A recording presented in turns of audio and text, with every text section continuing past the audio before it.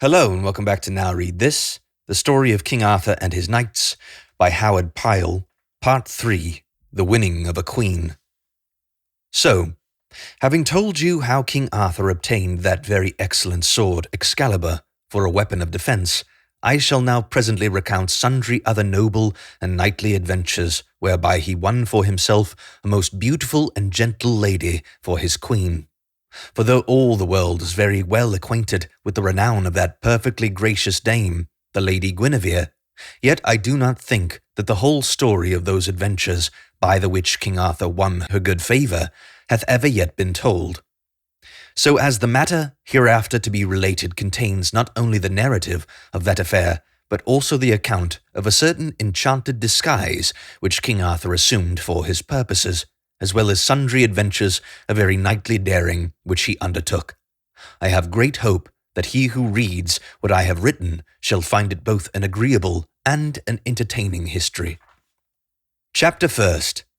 How King Arthur went to Tintagalon with 4 of his court, and how he disguised himself for a certain purpose. Now, upon a certain day King Arthur proclaimed a high feast, which was held at Carleon upon Usk. Many noble guests were bidden, and an exceedingly splendid court gathered at the king's castle. For at that feast there sat 7 kings and 5 queens in royal state, and there were high lords and beautiful ladies of degree, to that number of 67. And there were a multitude of those famous knights of the king's court, who were reckoned the most renowned in arms in all of Christendom. And of all this great gathering of kings, lords, and knights, not one man looked askance at his neighbour, but all were united in good fellowship. Wherefore, when the young king looked about him, and beheld such peace and amity among all those noble lords where aforetime had been discord and ill regard, "Certes," quoth he to himself, "it is wonderful how this reign of mine hath knit men together in kindness and good fellowship." And because of such thoughts as these, his spirit took wings like unto a bird, and sang within him. Now while the king sat thus at feast, lo, there came an herald messenger from the west country, and the herald came and stood before the king and said, "Greetings to thee, King Arthur." Then the king said, "Speak, and tell me, what is thy message?" To which the herald made reply, "I come from King Leodegrance of Cameliard, who is in sore trouble, for thus it is, his enemy and thine enemy, King Rience of North Wales, he who at one time in contempt of thee commanded thee to send him thy beard for to trim his mantle, doth make sundry demands of my master, King Leodegrance, which demands King Leodegrance is altogether loath to fulfill. And King Rience of North Wales threateneth to bring war unto Cameliard, because King Leodegrance doth not immediately fulfill those demands. Now King Leodegrance hath no such array of knights and armed men as he one time had gathered about him for to defend his kingdom against assault. For since thou in thy majesty hath brought peace to this realm, and hath reduced the power of all those kings under thee, those knights who once made the court of King Leodegrance so famous have gone elsewhither, for to seek better opportunities for their great valour and prowess at arms than his peaceful court may afford. Wherefore my master, King Leodegrance, doth beseech aid of thee, who art his king and overlord." To these things that the herald messenger said, King Arthur and all that court that feasted with him listened in entire silence, and the king's countenance, which erstwhiles had been expanded with cheerfulness, became overcast and dark with anger. "Ha!" he cried, "this is verily no good news that thou hast brought hither to our feast. Now I will give what aid I am able to thy master, King Leodegrance, in this extremity, and that right speedily. But tell me, Sir Herald, what things are they that King Rience demandeth of thy master?" "That I will tell you, lord," quoth the herald messenger. "Firstly, King Rience maketh demand upon my master of a great part of those lands of Cameliard that march upon the borders of North Wales. Secondly, he maketh demand that the Lady Guinevere, the king's daughter, be delivered in marriage unto Duke Mordaunt of North Umber, who is of king unto King Rience, and that duke, though a mighty warrior, is so evil of appearance and so violent of temper that I believe that there is not his like for ugliness or for madness of humour in all of the world." Now when King Arthur heard this that the messenger said, he was immediately seized with an extraordinary passion of anger, for his eyes appeared, and it were, to shoot forth sparks of pure light. His face flamed like fire, and he ground his teeth together like the stones of a quern. Then he immediately rose from the chair where he sat, and went forth from that place, and all those who beheld his anger shuddered thereat, and turned their eyes away from his countenance. Then King Arthur went into an inner room of the castle by himself, and there he walked up and down for a great while, and in that time no one of his household dared to come nigh to him. And the reason of the king's wrath was this, that ever since he had lain wounded and sick nigh unto death in the forest, he bare in mind how the Lady Guinevere had suddenly appeared before him like some tall, straight shining angel who had descended unto him out of paradise, all full of pity and exceedingly beautiful. Wherefore, at thought of that wicked mad Duke Mordaunt of North Umber making demand unto marriage with her, he was seized with a rage so violent that it shook his spirit like a mighty wind. So for a long while he walked up and down in his wrath as aforesaid, and no one durst come nigh unto him, but all stood afar off, watching him from a distance. Then, after a while, he gave command that Merlin and Sir Ulfius and Sir Kay should come to him at that place where he was. And when they had come thither, he talked to them for a considerable time, bidding Merlin for to make ready to go upon a journey with him, and bidding Sir Ulfius and Sir Kay for to gather together a large army of chosen knights and armed men, and to bring that army straightway into those parts coadjacent to the royal castle of Tintagalon, which same standeth close to the borders of North Wales and of Cameliard. So Sir Ulfius and Sir Kay went about to do as King Arthur commanded, and Merlin also went about to do as he commanded, and the next day King Arthur and Merlin, together with a certain famous knights of the king's court, who were the most approved at arms of all those about him, to wit Sir Gawain and Sir Ewain, who were nephews unto the king, and Sir Pelleas and Sir Geraint and the son of Urban, set forth for Tintagalon across the forest land of Usk. So they travelled for all that day and a part of the next, and that without adventure or misadventure of any sort. So they came at last to that large and noble castle, hight Tintagalon, which guards the country bordering upon Cameliard and North Wales. Here King Arthur was received with great rejoicing, for whithersoever the king went, the people loved him very dearly. Wherefore the folk of Tintagalon were very glad when he came unto them. Now the morning after King Arthur had come unto Tintagalon, the summer night having been very warm, he and Merlin were glad to arise betimes to go abroad for to enjoy the dewy freshness of the early daytime. So in the cool of the day they walked together in the garden, which was a very pleasant place, and beneath the shadow of a tall, straight tower. And all around about were many trees with a good shade, where the little birds sang sweetly in the cheerfulness of the summer weather. And here King Arthur opened his mind very freely to Merlin, and he said, "Merlin, I do believe that the Lady Guinevere is the fairest lady in all of the world. Wherefore my heart seems ever to be entirely filled with love for her, and that to such a degree that I think of her continually by day, whether I be eating or drinking or walking or sitting still or going about my business, and likewise I dream of her many times at night. And this has been the case with me, Merlin, ever since a month ago, where I lay sick in that hermit's cell in the forest, what time she came and stood beside me like a shining angel out of paradise. So I am not willing that any other man than I should have her for his wife." That's right. Now I know very well that thou art wonderfully cunning in those arts of magic that may change a man in his appearance, so that even those who know him best may not recognize him. Wherefore I very greatly desire it of thee that thou wilt so disguise me that I may go, unknown of any man, into Cameliard, and that I may dwell there in such a way that I may see the Lady Guinevere every day. For I tell thee very truly that I greatly desire to behold her in such a wise that she may not be in any way witting of my regard. Likewise, I would fain see for myself how great may be the perils that encompass King Leodegrance, the king being my right good friend." "My lord king," said Merlin, "it shall be as thou desirest, and this morning I will cause thee to be so disguised that no one in all the world shall be able to know thee who thou art." So that morning, a little before the prime, Merlin came unto the king where he was, and gave him a little cap.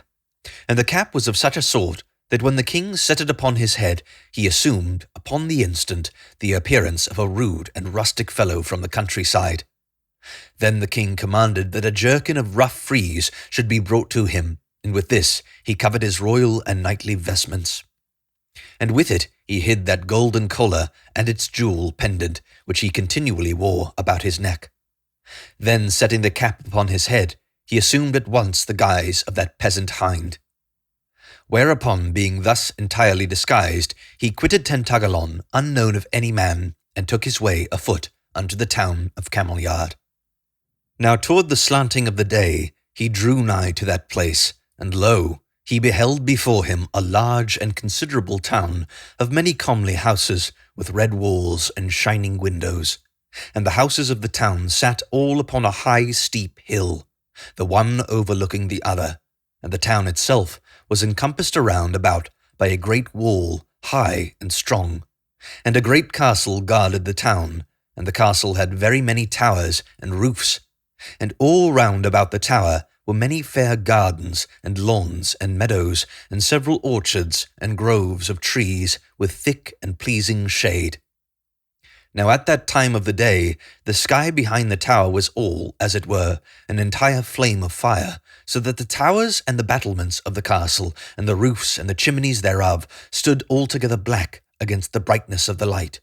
And behold, great flocks of pigeons encircled the towers of the castle in a continual flight against that fiery sky.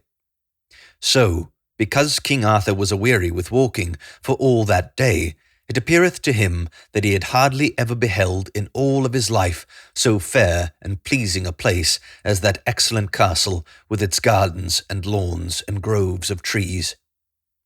Thus came King Arthur unto the castle of Cameliard in the guise of a poor peasant from the countryside, and no man in all of the world knew him who he was. So having reached the castle, he made inquiries of the head gardener thereof, and when he had speech with the gardener, he besought him that he might be taken to the service into that part of the garden that appertained to the dwelling place of the Lady Guinevere.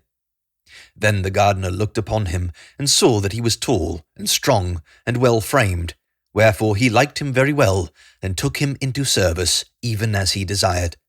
And thus it was that King Arthur of Britain became a gardener's boy at Cameliard. Now the king was very glad to be in that garden, for in this pleasant summer season the Lady Guinevere came every day to walk with her damsels among the flowers, and King Arthur, all disguised as a peasant gardener boy, beheld her very many times when she came thither.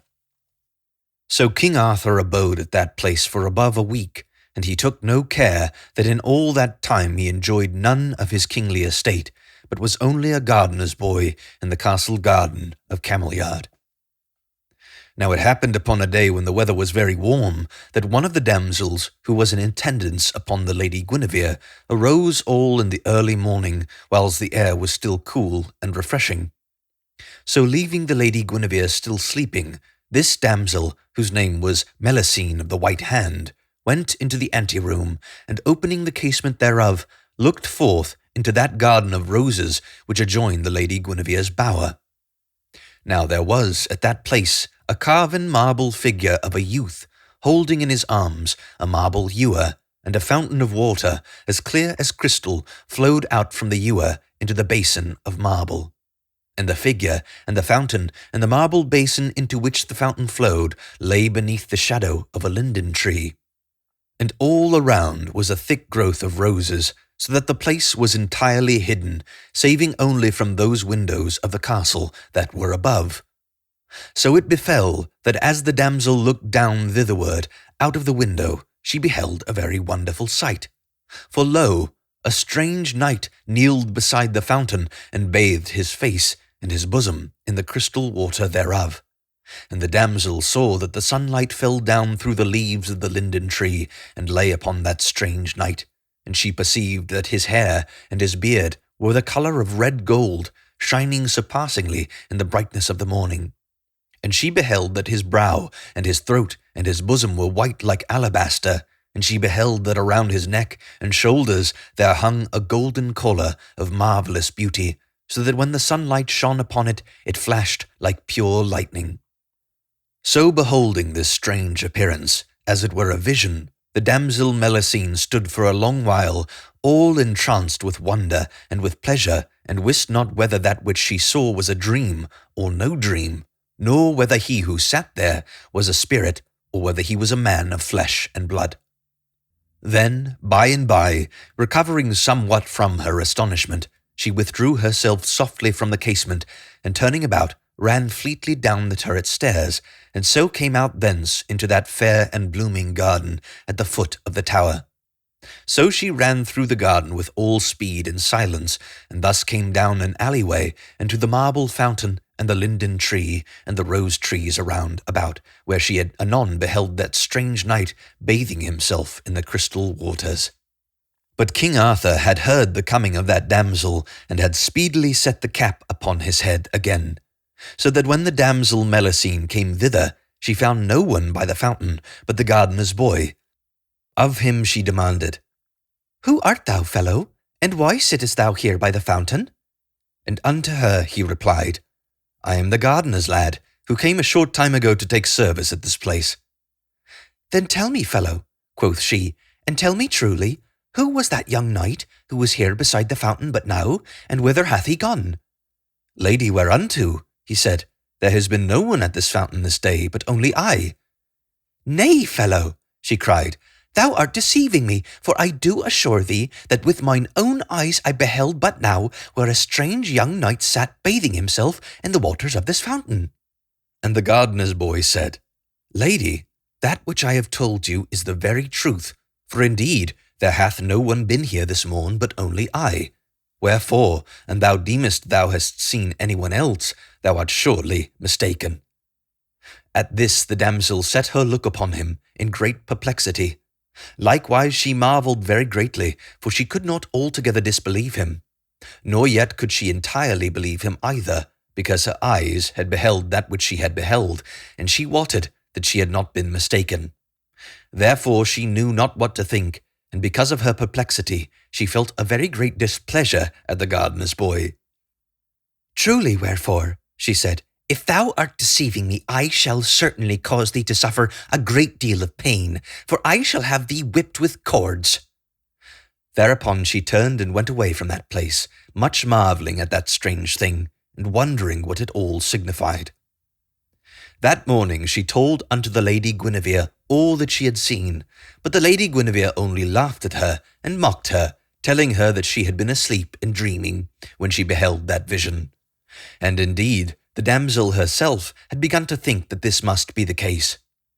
Nevertheless, she thereafter looked out every morning from her casement window, albeit she beheld nothing for a great while, for King Arthur came not soon to that place again. So by and by there befell another certain morning, when she looked out of the casement, and lo, there sat that strange knight by the fountain once more, as he had aforetime sat. And he bathed his face and his bosom in the water, as he had aforetime done. And he appeared as comely and as noble as he had appeared before. And his hair and his young beard shone like gold, as they had shone before in the sun. And this time she beheld that his collar of gold lay upon the brink of the fountain beside him, and it sparkled with great splendour in the sunlight the whiles he bathed his bosom. Then, after that damsel had regarded him for a considerable time, she ran with all speed to the chamber where the Lady Guinevere still lay, and she cried in a loud voice, Lady, lady, arouse thee, and come with me, for lo, that same young knight whom I beheld before is even now bathing himself at the fountain under the linden tree. Then the Lady Guinevere, greatly marvelling, aroused herself right quickly, and dighting herself with all speed, went with the damsel unto that casement window which looked out into that part of the garden.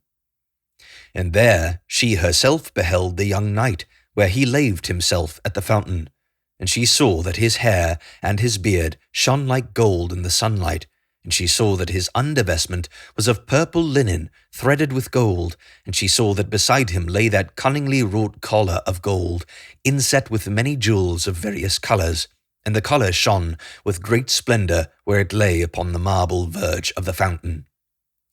Some while she gazed, exceedingly astonished. Then she commanded the damsel Melusine for to come with her, and therewith she turned, and descended the turret stairs, and went quickly out into the garden, as her damsel had done aforetime. Then, as that damsel had done, she straightway hastened with all speed down the alleyway toward the fountain.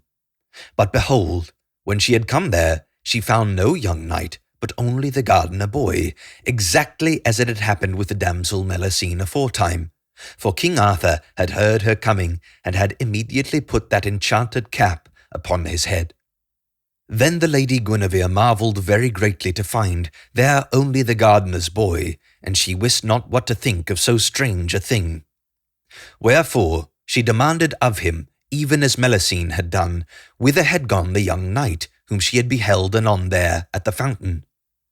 And unto her the gardener lad made answer as aforetime, Lady, there hath been no one at this place at any time this morning, but only I. Now when King Arthur had donned his cap at the coming of the lady, he had, in his great haste, forgotten his golden collar, and this Guinevere beheld, where it lay shining very brightly, beside the margin of the fountain. How now, quoth she, wouldst thou dare to make a mock of me? Now tell me, thou fellow, do gardeners' boys in the land whence thou didst come wear golden collars about their necks, like unto that collar that lieth yonder beside the fountain? Now, an I had thee well whipped, it would be thy rightful due.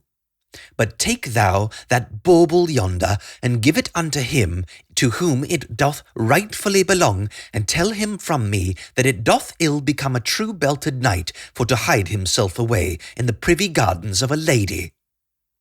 Then turned she with the damsel Melusine, and left she that place, and went back again into her bower. Yet indeed, for all that day, as she sat over her broidery, she did never cease to marvel, and to wonder how it was possible that that strange young knight should so suddenly have vanished away, and left only the poor gardener's boy in his stead. Nor for a long time might she unriddle that strange thing.